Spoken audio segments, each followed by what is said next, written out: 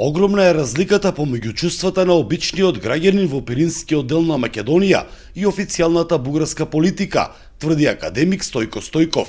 Тоа е место каде може во живо да се наблюдува преплетувањето на различни пропаганди и идеологии и како традицијата се адаптира на новонастанатите состојби. Има секакви самоопределби веќе после толку години на асимилација и на национален инженерик што се прави таму, меѓутоа се уште има голем број луѓе кои што имат македонска самосвест, кои што не ги прифаќаат официјалните наративи, а дури меѓу оние кои што до некаде ги прифаќаат и тие ги прифаќаат на еден специфичен начин, прекршени преку македонското наследство, така што сепак се гледат како нешто различно од тоа на кој што официјално се промовира.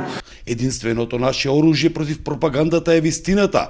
Меѓутоа, македонската историографија беше недоволно поттикнувана и поддржувана за работа на ова поле, што не е случај со јазикот, смета Стојков.